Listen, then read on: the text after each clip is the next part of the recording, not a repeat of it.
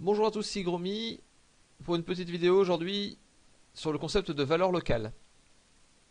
En fait, je fais cette vidéo parce que j'ai remarqué qu'il y a pas mal de débutants, quand on leur dit de dessiner en valeur, enfin de peindre uniquement en valeur, ils vont travailler les ombres et les lumières, mais par contre, tous les éléments de leur image vont avoir la même valeur locale. Et en fait, la valeur locale, c'est quoi? C'est la couleur en elle-même de l'objet. Donc je vais essayer de vous expliquer ça avec un petit dessin vite fait. On va prendre deux sphères. Donc il y en a une qui va être gris foncé comme ça, et l'autre qui va être gris clair. Donc vous voyez déjà rien qu'en elles-mêmes, si on les éclaire pas, bon normalement si on les éclaire pas, si on met aucune source de lumière, tout va être noir. Mais si on les éclaire pas, normalement elles sont de couleurs différentes, de valeurs différentes. Et ça, c'est par là qu'il faut commencer en fait dans une image. On va pas commencer à éclairer de la même façon deux éléments qui sont pas de couleurs identiques. Parce qu'en fait, le concept de la lumière, c'est que c'est des tas de faisceaux lumineux qui arrivent et qui vont frapper tous les éléments. Et suivant la teinte, la couleur de l'objet, il va absorber ou plus ou moins de lumière. Si c'est un objet foncé, il y a beaucoup de rayons qui vont arriver jusqu'à lui, qui vont être absorbés par la couleur, et il y en a très peu qui vont repartir vers l'œil du spectateur. Donc là, il y en a juste un ou deux qui vont repartir comme ça. Donc il y a beaucoup de lumière qui reste à cet endroit-là, et c'est pour ça que les vêtements noirs, par exemple, quand on est au soleil, ça nous tient plus chaud.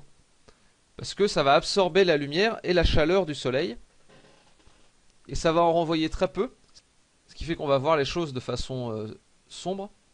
Alors que les objets qui sont plus lumineux, ils vont avoir tout autant de rayons de lumière qui vont arriver sur eux, et ils vont en renvoyer beaucoup, ils vont en absorber très peu, donc ils vont en absorber juste un ou deux, et ils vont en renvoyer la majorité. Ce qui fait que l'œil du spectateur va en capter beaucoup et va voir l'objet comme étant lumineux. Donc sachant ça, à la fois les highlights de l'objet vont être plus clairs sur l'objet clair que sur l'objet sombre, et les ombres de l'objet sombre vont être évidemment plus foncées sur l'objet sombre que sur l'objet clair. Mais par contre, ce qu'il ne faut pas oublier, c'est que si ces deux objets sont placés sur un sol,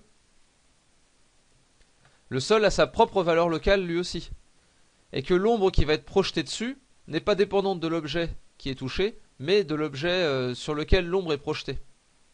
C'est-à-dire que si le sol là est complètement blanc, l'ombre va être très diffuse. Par contre, si c'est un sol qui est beaucoup plus foncé, qui est de cette valeur-là, cette valeur locale-là, de couleur propre donc, eh ben l'ombre qui va être projetée va être beaucoup plus foncée. Donc l'ombre, la valeur de l'ombre est totalement dépendante de la valeur locale de l'objet. Tout comme la valeur de la lumière d'ailleurs. Donc sachant ça, je vais vous donner 2-3 petits exemples. Donc ça, c'est comme beaucoup de débutants peignent en valeur. Ils font tout comme si c'était taillé dans la pierre, plutôt que d'avoir des valeurs différentes pour cette partie de la robe, cette partie-là, les croix qui sont certainement plutôt jaunes ou un truc comme ça, la peau qui est certainement d'une valeur différente de la robe, la barbe qui est certainement d'une valeur différente que la peau, et le chapeau, etc. Donc normalement, toutes les différentes parties de cette statue devraient être de valeurs différentes. Mais là, vu que c'est tout taillé dans la pierre et que c'est pas peint, et ben c'est juste une question de lumière là en l'occurrence. Donc ça c'est un éclairage sans question de valeur locale. Après on va regarder des photos d'environnement, tout ça c'est que des photos personnelles. Donc là on voit, on va la placer en noir et blanc. Donc vous voyez, il y a plein d'éléments qui sont éclairés exactement de la même façon, par le même soleil, mais qui n'ont pas du tout les mêmes valeurs locales.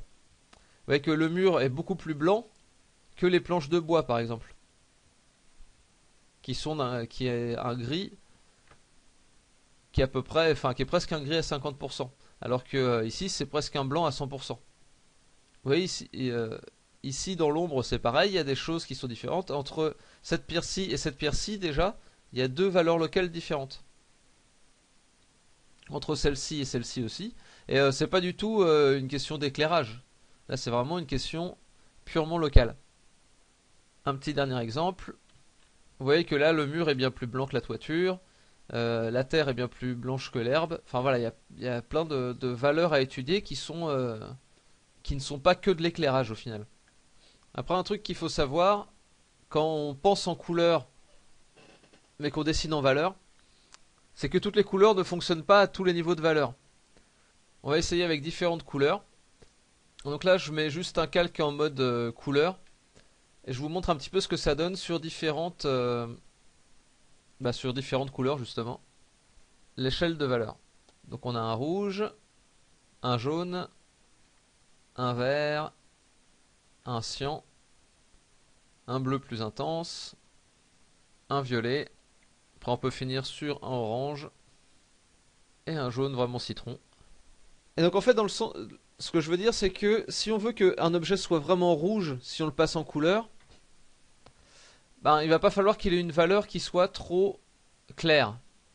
Là on voit que si on commence à aller par ici, on arrive vraiment dans des roses. Le rouge il est vraiment qu'à partir de là. Et après il va même dans les foncés il marche encore très bien. Donc ça, il commence à peu près ici le vrai rouge. Le jaune c'est le contraire. Donc on va prendre avec celui-là, c'est encore plus flagrant. Ici ça va bien, ici ça va bien. Mais après aussitôt qu'on commence à aller un petit peu trop dans le sombre, on va arriver dans des teintes qui vont nous sembler un peu plus vert. C'est juste du jaune mélangé avec du noir. Mais du coup ça semble plus vraiment jaune. Ce qui semble vraiment jaune, c'est quand c'est très lumineux. Ça va un petit peu plus loin quand on est dans des jaunes un peu moins soutenus. Et vous voyez même quand on va dans les oranges, ça va beaucoup plus loin au final. Il y a des oranges qui sont encore bien, même ici. Le vert, on voit que quasiment tout le spectre fonctionne. Le bleu, tout le spectre fonctionne dans tous les cas. Le violet aussi. Mais c'est vraiment avec le rouge et le jaune qu'il va y avoir des différences les plus flagrantes.